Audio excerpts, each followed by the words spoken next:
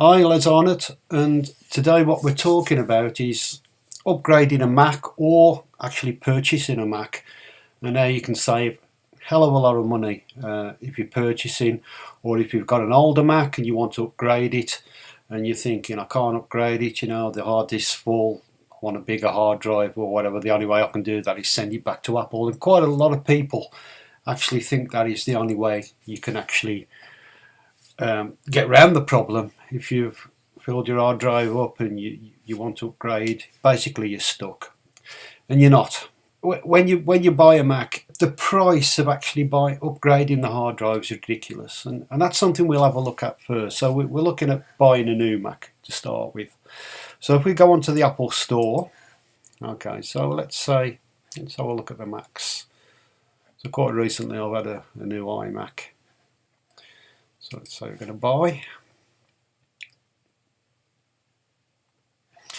And you choose your 27 inch or your 25.5 inch. I use a 21.5 and I've got the new Retina 4K display with a 3.4 processor, whatever. So you start off at £1,449. It's roughly the same in dollars. I think it's almost identical in fact. Yeah, it's a lot of money to start with, but really that wasn't what I wanted. 8 GB of memory.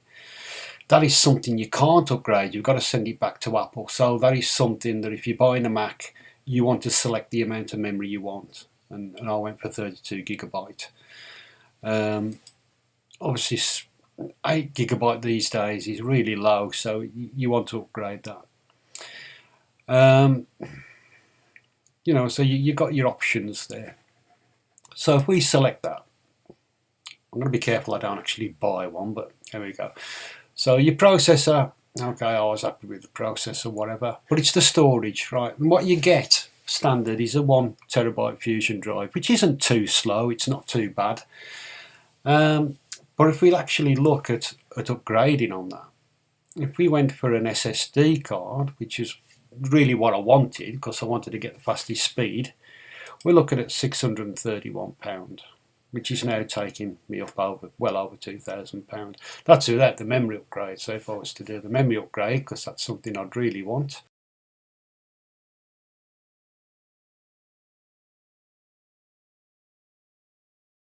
I'd want at least 16, or I went with 32, and now we're looking at £2,619. It's a lot of money, and the big part of that is the storage. So how can we reduce that? Well, if I was buying this, I'd go for the 1 TB hard disk display. Okay, so we got the 1 TB Fusion drive. Now it doesn't matter which Mac you was buying. Basically, buy the lowest one, buy the lowest spec drive, but select the memory that you want and whatever. So once we're at that stage, we need to know how to actually upgrade that. Now, first of all, if you get a Mac, doesn't matter, or a PC, doesn't really matter. If you're using, like with me, I'm a photographer, hundreds of photographs, and I needed a lot of storage for that. I don't want to be saving all my photographs and my raw files on the same drive as my system, because it doesn't matter what you got, that's going to fill it up and it's going to slow it down. So you always want an additional drive. So all the things that you create, store them on an external drive. Now what I do is I reverse that process. Rather than store on the external drive, although I still do that because I've got more than one drive, I've got that many photographs, it takes more than one drive. But basically, you can use the external disk to put your operating system on, and then you can choose if you want an SSD or you want a 2 TB hard disk, or if you want a 6 TB hard disk or whatever. You can do that, and you can run the operating system on that. So I would just suggest, I went for a 2. Depends what you're going to do. If you are going to store on there, then obviously you want bigger than 1 TB, especially if you're taking photography. So you want to be a 2 TB disk really. that will just give you more options. But what you can then do is, if you're running the operating system on an external disk, you can wipe everything actually on the disk that comes with the Mac and use that for storage. It hasn't got to be used for the operating system. There's another beauty there also, that if you've got an external disk and the operating system's on that, and you know how to do this, then you can get as many external hard drives as you want and actually put an operating system on. So let's say you've got members of the family. Let's say you've got a daughter who uses the Mac, and you use the Mac, and the wife uses the Mac, and you all like different things, and you're all, one might like photography, one might like music and whatever, and you're filling up the hard disk with all these different things, and you've all got different settings and whatever. Now, if you've got a hard disk each, you can simply take the hard disk out, plug your hard disk in, and you've got your own operating system, you've got your own contact details on there. I know you can create users, but you're taking up more hard disk space. It's making it, it doesn't save you anything whatsoever. But for the price of an hard disk, which are quite cheap these days, you can all have your own operating system, and you can do whatever you want on your own. And when you're finished and your daughter wants to go on, or your son or whatever, you unplug your system, he plugs his in, and off you go. So that's another reason, another great reason. Another great reason is backup. So, if you've got 2 disks set up for yourself and your system goes down and you're stuck for working, you just unplug that drive and you plug another one in. Now, if that happens and you've got a Mac and you haven't run the operating system on an external drive, what happens if something goes wrong with the hard disk? Basically, you're stuffed. You've got to go back to Apple. You're probably going to lose a lot of your data. You're going to pay a fortune to have it repaired, because they're going to put a new disk in. That's going to cost you what? That's before manpower. So it's really expensive if something goes wrong with your Mac, and it's the hard disk, which in most cases Macs are great. There's not much to go wrong with a Mac. They are so good, they last forever. But the hard disks on anything is something that can fail, and that is usually if something goes wrong with a Mac, it's hard disk failure. Now, it wouldn't matter if the hard disk failed. You could leave it in the machine. Wouldn't matter if you've got the operating system on an external disk. So there's really good reasons for using this method. Okay, so we've got there. We're seeing how much money it saves and whatever. So what do you need if you're going to run on an external disk? Well, I use Amazon a lot, so let's go to Amazon.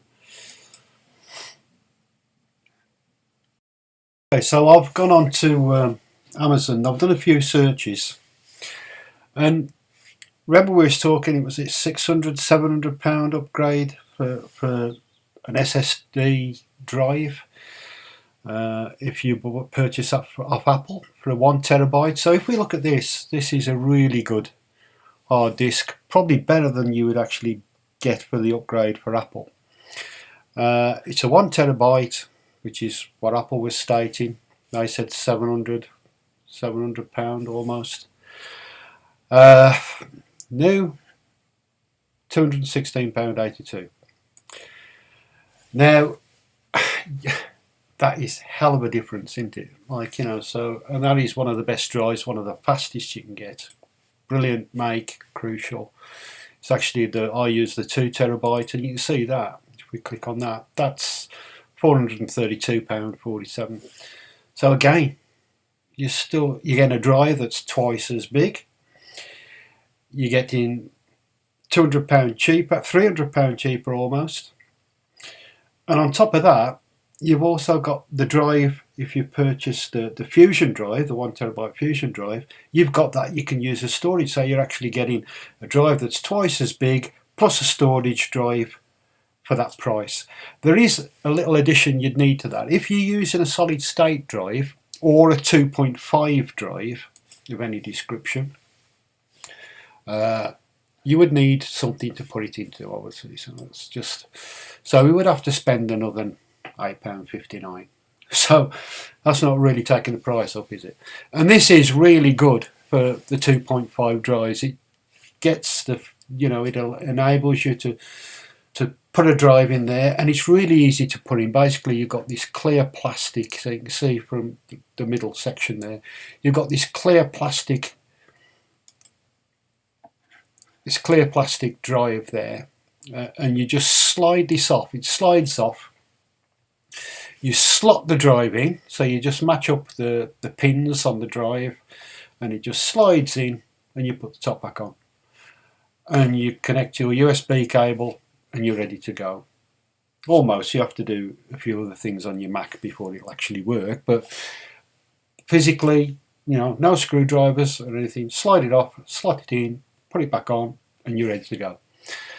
So it's not rocket science, it's not hard to do, so don't be scared of actually trying to do this yourself. You don't have to be a computer specialist or anything, you just need to know the process. So you can see the big save in there, and that was if you was purchasing a new Mac. That's what I would do. Get your Fusion drive, you want the cheapest one, and use this method, and you're getting so much better options by doing that.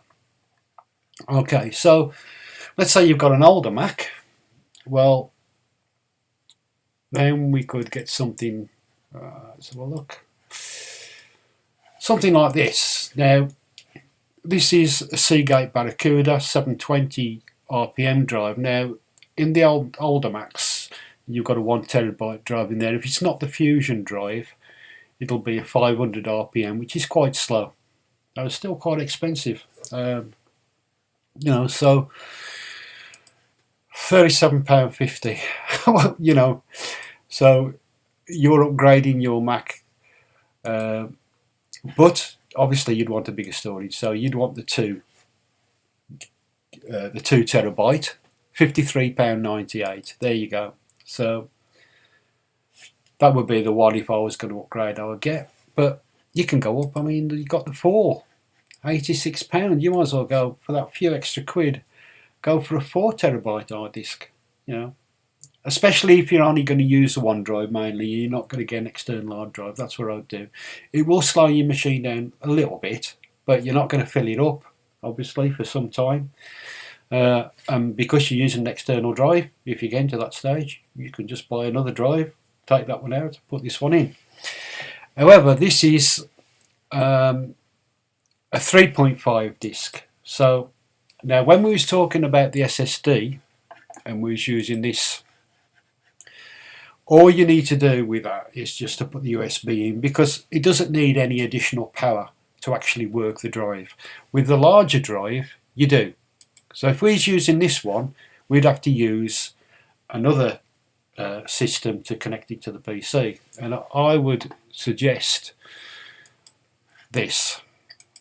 So write these names down if you're thinking of this, because these are all ones that I've used myself and I can say are really good. So that's £22.99. Now the difference is with this is it has to be run with a transformer for the power. You can't run it just by connecting it with a USB cable. You need additional power plus the USB cable. But I do like the bigger drive. I simply think, I mean, these are ones that you'd get in a PC if you'd got a PC or that's in the Mac. But they use 2.5 drives in laptops, basically.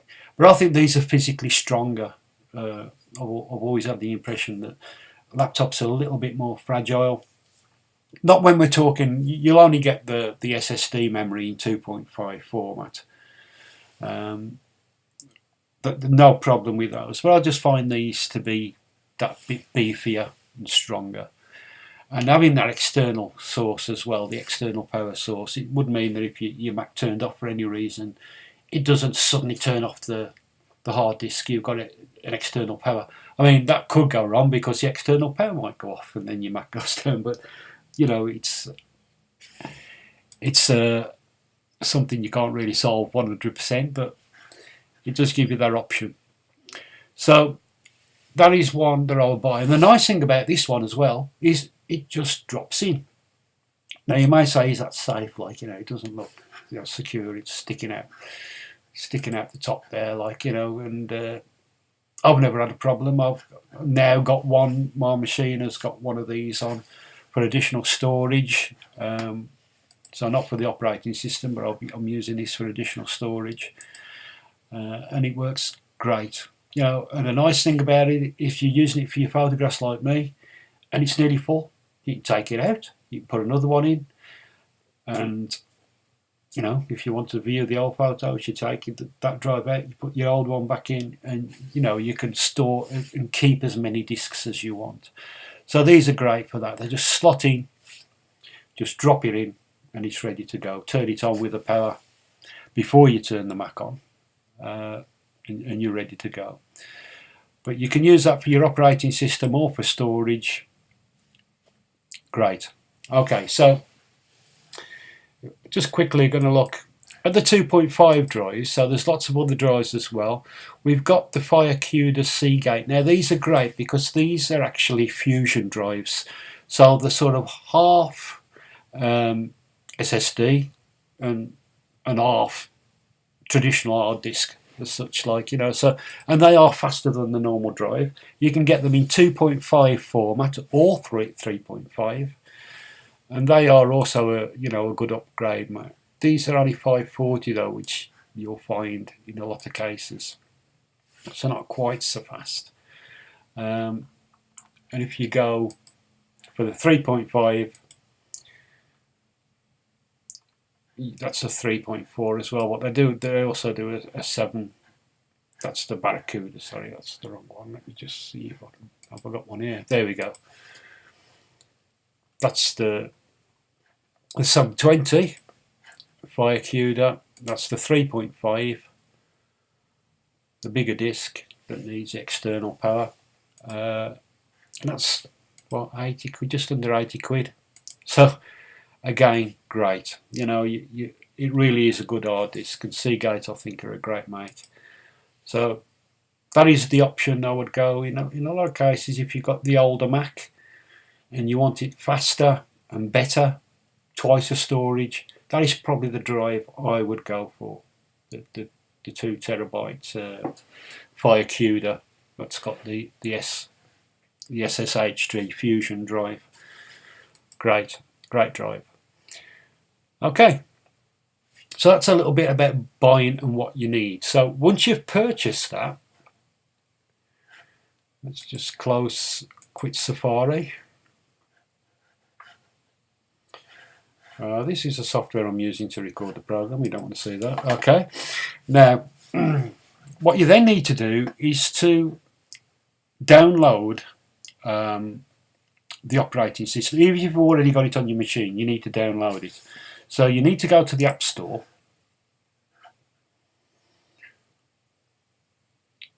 And you will see on there Mac OS High Sierra. Now, I've downloaded this on here, so it says open. But on yours, it would say download, and you need to download it. Now, you need to look at the file size.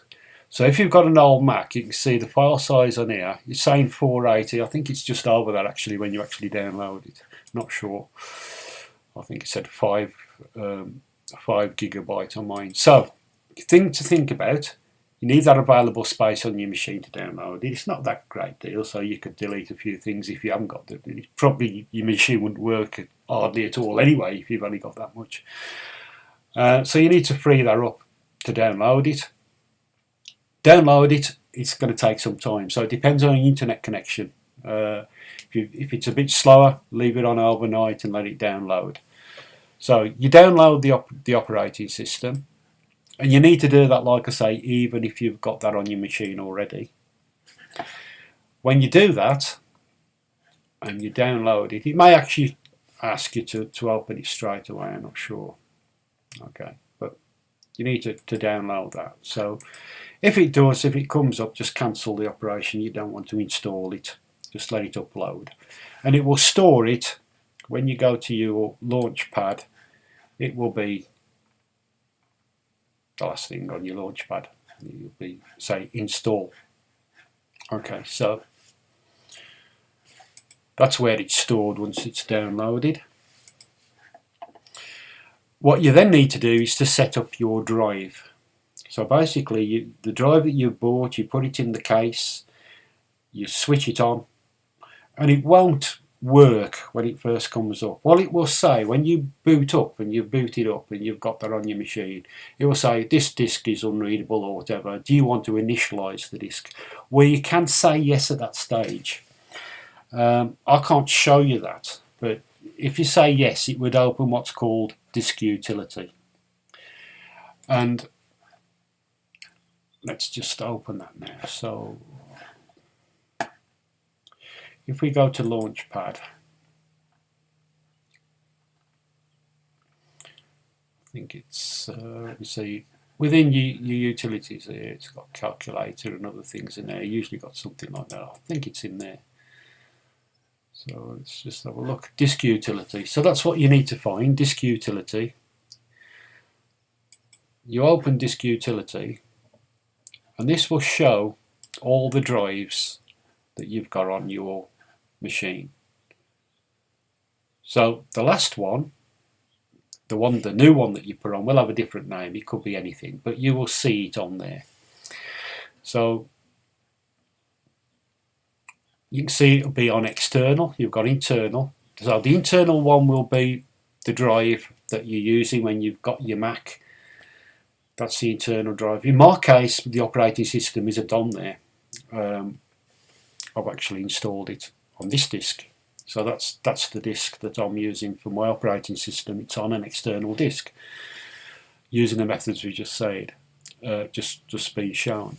So what you need to do is to find the disk that you've actually just put on, and it will, when you click on it, it'll say that you can't read it or whatever. So you click on the disk. I'm going to actually use this one because this one really, I want to delete the stuff on there anyway. There's nothing on there. I've upgraded it and I've put it onto a separate disk. So to show you, I'm going to use the internal drive. Now, don't you do this because you will wipe, well, it wouldn't probably allow you to do that, but you'd need to select the new drive on there. But the procedure's the same. And what you would do is say erase. Now, you can give it a name. I'm going to rename this because I'm going to actually change this to storage. But you would type in there probably High Sierra or whatever, or My OS. Or, as long as you recognise it, you want a name that you're going to recognise. So I'm going to call it storage. And I'm going to click erase. Now, the important thing also was the part that was down the bottom. And I've gone past that now, so I can't really show you that. I'll do it again in a moment. Okay, so it says done. So when it says done, what you usually get is a box come up saying, do you want to use this for, what's it called, the backup system? I can't remember what it's called now on the Mac, and you just say no, you don't want to use it for that system. Time Machine, it will say, do you want to use it for Time Machine? Say no, don't use it for Time Machine. But I'm just going to do that again, because I missed part out on there. So you click on erase. The format is really important. It must be on that. It must be on Mac OS Extended Journaled. Otherwise it won't work. So make sure that you select. It will probably be already selected. You won't have to alter that. Yeah, but don't select any of the others. Just make sure it's on that and then click the erase part. And that then will format your disk. I'll just do it again. So it's erasing it. And it will format your drive. If you do this in Windows, it takes forever. So it's really, really quick on a Mac. And you say done. Okay. And that's it. That disk is now prepared to install your operating system on. So what you then do is you go to your Launchpad. I want to get out of that. And you go to your install High Sierra. Now I'm not actually going to do this, but I'm going to take you through the procedure. So this comes up. It may ask you if you want to install a helper. I know it has done with me, and just say yes. If that comes up, it just guides you through basically. So you click there and you agree. There we go. Now this is the important bit, because if you was to click install at this stage, it will install it onto your current disk. So what you do is you click show all disks and you select the drive that you've formatted, and then you click install, and that is basically it. All you do then is follow the instructions and it will install Sierra onto your machine, onto the external disk that you've put right now. You've reformatted it and set it up. So once you've selected it and done that, it will then install on that disk, and that is all you need to do. What will happen then is eventually it'll say shut down machine, or it'll turn it off automatically. Make sure all your other programs are closed before you do this, obviously. It will install it on that drive, and when it boots up, it will boot up from that drive. So you haven't got to do anything, you just agree with everything it says, and it will take you through the process, and then you can reinstall the disk. Now it will say, when you're doing this, to put in obviously your details, so make sure you've got all your details for your Apple account and put that in, and basically it will set it up with all your settings in place for your internet, and everything should already be set up when you do that. Now when you've installed it, it may be, oh, I wanted to go back. You can get onto your other drive. You can still do that. So when it comes up and you're working on your new installed drive, you can click in Finder and you can look at your old machine. If you click on Users, you can find all your files on there. If you've got any files that are already on there, maybe that you want to transfer them. I think it even comes up and say, do you want to transfer from a previous Mac or whatever, but you don't need to do that. You can physically pick what you want and put on your new machine, or you can leave them where they are because they're still on that drive. However, once you've done that, you can actually use that same process to delete all the information. So otherwise, select your internal storage drive and delete everything on there, and then you can use that as your storage drive. So you've swapped around. You've got your external drive with your operating system on, and you've got your internal drive, and if you format that one after, it's totally empty, and you can store all your photos or music or whatever on that drive. So that's how to upgrade from an old machine or a new machine, the same method. It's just so much better, it's more secure. And I say the beauty of it is you can do that a number of times with different hard drives, and you've got a backup if something goes wrong and your disk goes down. You take the disk out, you put a new one in. Most of your programs you can get back easy enough, as long as you've got your operating system on there. It'll still go back to all your settings, and you can still re-download all the purchases that you've made on the store, on the Mac store. So everything you can get back. If you use Photoshop like me, you can just you can start again. You can go to CC, your cloud, and you can log out your other systems and log on to your new system and re-download all your programs. So that's the way to work. Hope you enjoyed that. Hope it helped. I'm now going to cancel this because I don't want to install that. But that's how you do it, and that's really fairly easy and a massive money saver. All the best from me. Hope you enjoyed it.